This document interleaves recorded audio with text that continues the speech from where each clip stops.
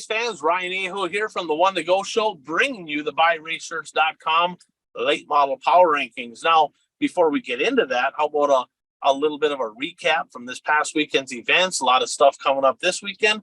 But first, a shout out to our friends over at S&S Transport in Grand Forks, North Dakota. You know, the trucking industry, highly competitive, just like racing, right? So who better to run a trucking company than a racer? Brad Sang and Brian Sang and the crew over at S&S Transport, you know, they truck nationwide all over. They got a couple different, I believe, multiple terminals. If you're looking for a career in trucking, give those guys a call, S&S Transport. They're always looking for somebody that wants to hit the open road. So let's get into a little recap. Tri-State Late Model Series got underway this past weekend. And the first night, Rapid Speedway, Rock Rapids, Iowa. Interesting enough, right? The defending Structural Buildings Challenge Series champion opted out of the Challenge Series, went Tri-State Racing. Cole Searing parks it in Victory Lane. It paid off. Opening night winner, the defending champ Trevor Anderson, kind of had a okay weekend. Not necessarily contending for wins, but he was kind of middle of the road, kind of consistent. But Cole Searing flat out getting it done. 30 cars, pretty good night. Saturday night, they went to the I-90 Speedway in Hartford, South Dakota. Chad Olson, your winner there. And Olson got second on night number one. So a couple of good nights for him. Snowdrift, Blair Nordorf, 16th to 3rd. Super solid run there. Cole Searing got 7th. Sounds like he got hosed a little bit from a couple of my sources. Said he got a bad call, then he got a worse call later. And just because it wasn't his night, and it kind of teed him off a little bit, so he didn't go on night number 3, which was at the Interstate Speedway in Jefferson, South Dakota. Your winner in a 28 special race car, the 22 of Gary Brown Jr. hitting pay dirt, got it done from the 3rd row over there. So the car count, really good night 1, low 20s, night 2, and night number 3. Also this weekend, another series. The Wabam Dirt Kings Late Model Series. They had their opener, the Tom Stiding Memorial, over at the Red Cedar Speedway in Menominee, Wisconsin. Tom Stiding, just a legendary racer, lost his life a few years back, and just had a great career. Talk to some folks over in that area about Tom Stiding. You get some pretty fun stories. But your winner, to nobody's surprise, the 58 of AJ Demel. Drives me nuts, right? He won it last year too, but this guy can literally just not race forever, hop in a car, go win races. One of the most talented drivers to ever strap in a late model in our area. But the race, the guy that really put on a race in that one, from Bondwell, Wisconsin, Nick Anvelink, he started 12th, got 2nd, chased him down. And I'm like, is he going to throw a haymaker and give him a little hip check? Probably not to the guy that helps you, right? So Nick Anvelink with a great run, but good races over at Red Cedar. Let's head over to Minnesota, Halberline Speedway, over in Proctor and at the Hibbing Raceway. So Danny Vang on Friday night, I don't know if he hurt a motor. There was some smoke. He didn't start the feature, but he went to Hibbing and started 8th and got it done. He went to Proctor and he started in the 3rd row in Proctor and got it done. So a pair of wins for the 47 of Danny Vang. At Proctor, Derek Bessel, 12th to 2nd. Really good run for him.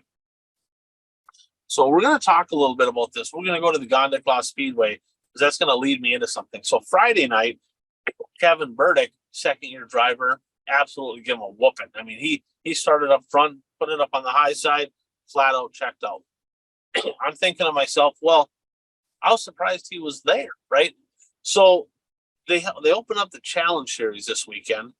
Literally the day before the Challenge Series, Pat Capella, who does a lot for racing, sponsors a ton of cars, owns a lot of cars, decides, you know what, I want my drivers to stay in the area, don't want them traveling, I want to be able to watch them, puts up a $20,000 point fund, $10,000 to the winner, $5,000 to second. I think they pay back the top 5.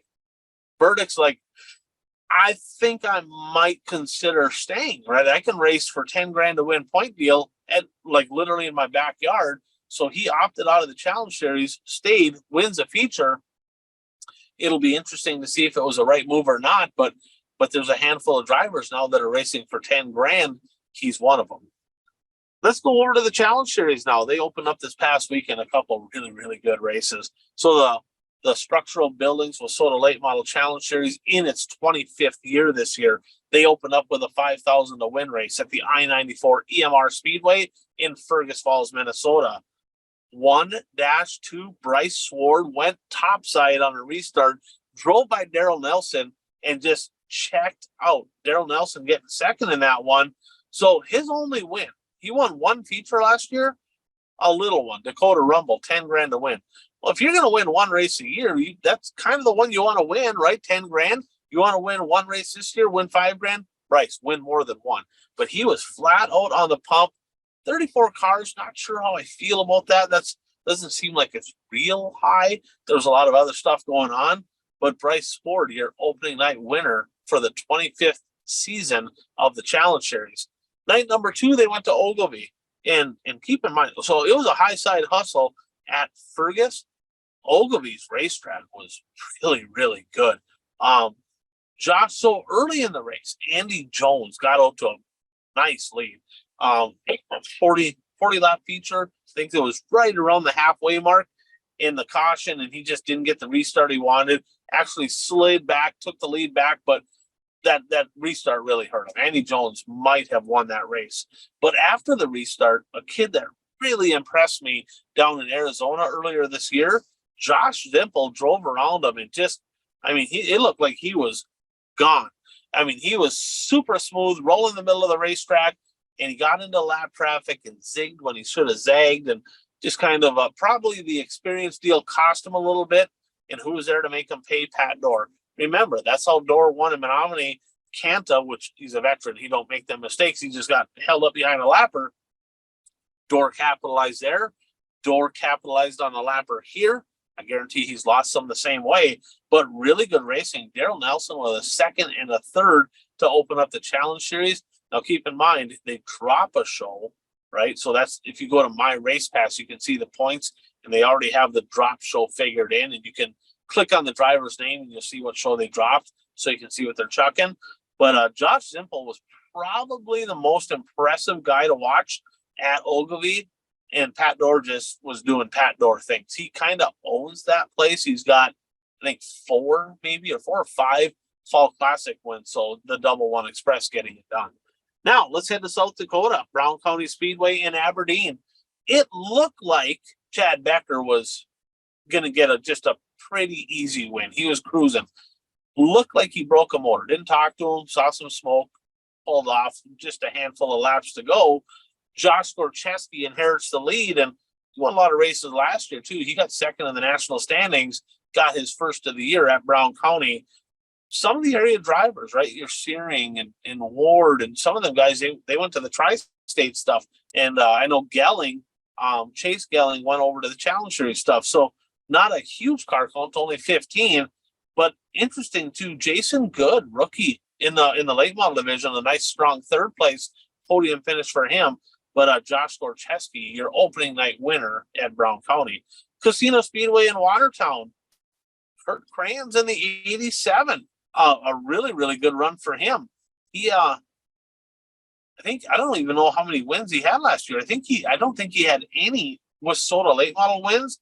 From what I have here, 4 Viessmann Trucking, which is now the Gen X late models. So 4 of those last year, but no Wissota wins. Kurt Kranz getting it done at Casino, and he kind of drove away. So Jason Good, the rookie, he had a good race there in Aberdeen, 9th to 2nd. So that's a hell of a run, too. Driving by Chad Becker, which at Casino, not easy to do, right? So great job, Kurt Kranz. Miller Central Speedway, well, we knew Becker was going to get his. So season opener, first of the year, probably should have had 2. Nothing against Josh Gorcheski, but Becker had that one under control. Coulda, or shoulda, coulda, woulda, whatever you want to call it. But the fact is, he probably should have 2. He ended up with 1, but guess what? He's going to be starting up front now at Aberdeen. You guys ain't going to like that very much, I promise. Now, let's head over to Wisconsin. Interestingly enough, they had late models there, even though they're not Wissota, but the Challenge Series just a little bit away in Ogilvie. Winless. I didn't even realize this in 2022. James Nitro Giassi parking in Victory Lane.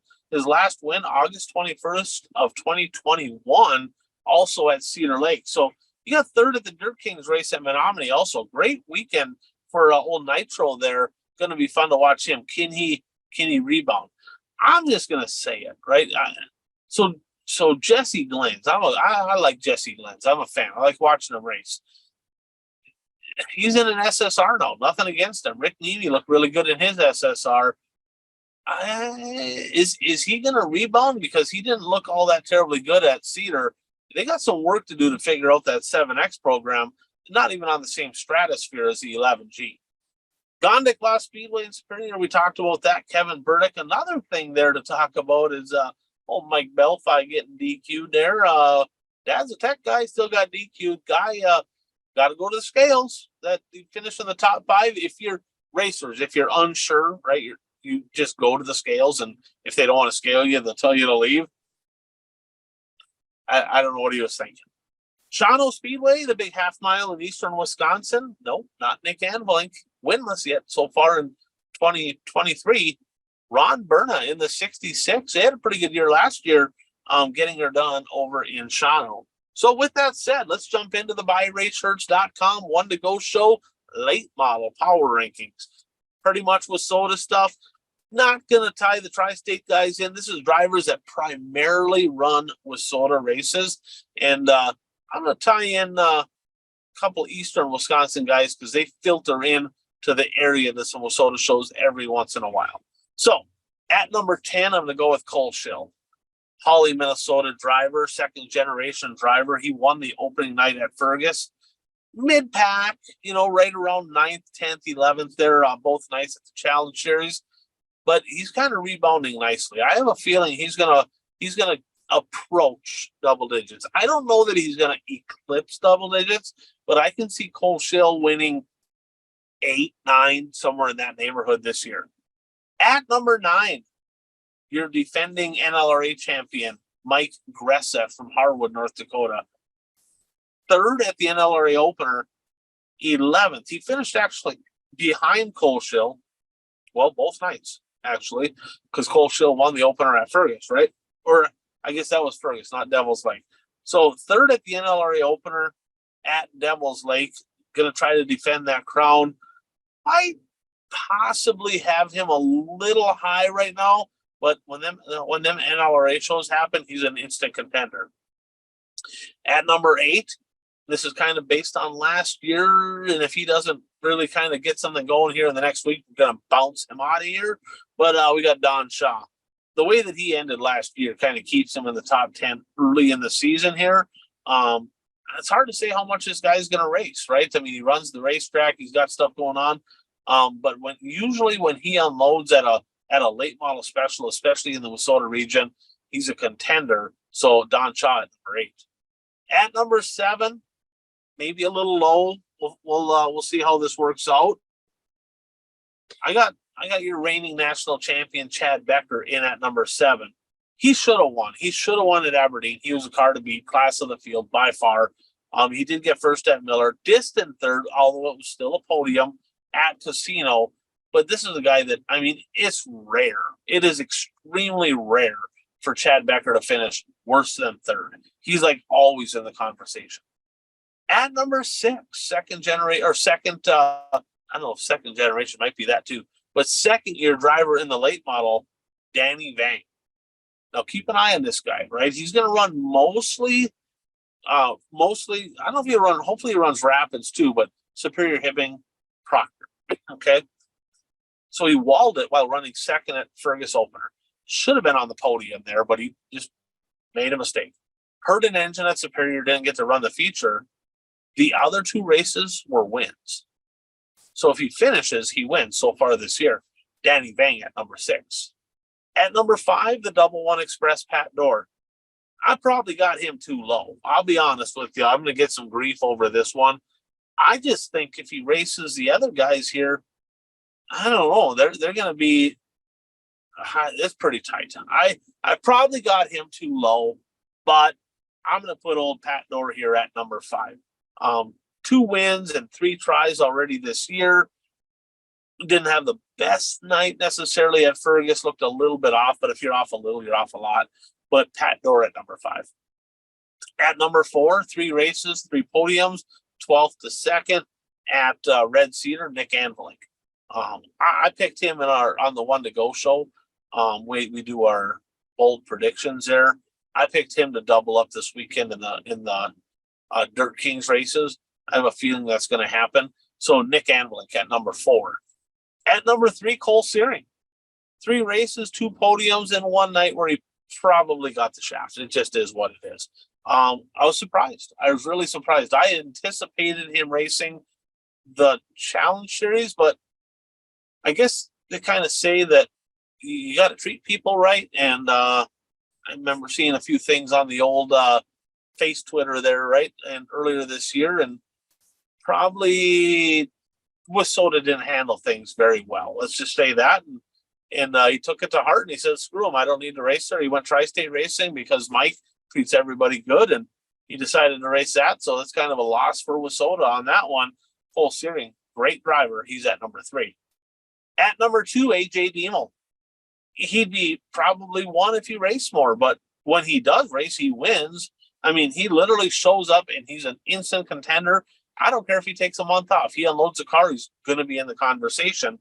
One of the best to ever do it. Fun to watch, AJ Diemel at 2. And at 1, he's always there. He's always there. Last year, this guy had the most special event wins, and he was the most consistent. Challenge Series, he got a 2nd and a 3rd. No, it wasn't a win, but guess what? He was on the podium both nights, right? And that's the Hermantown Hammer, Daryl Nelson. So I have him at number 1, and he's still my pick right now. He's not leading because he doesn't have a win, but that is my pick right now to win the Challenge Series amongst many other things in 2023. So there you have it, ladies and gentlemen. The number 1 driver right now, according to Ryan, is Daryl Nelson in the late models, but there's some pretty darn good ones out there. And there's some drivers probably on the outside that maybe I could have slid into the top 10, but a lot of racing to happen in the next couple of weeks. So thanks for tuning in. Have a great Memorial Day weekend. We'll see you all next week.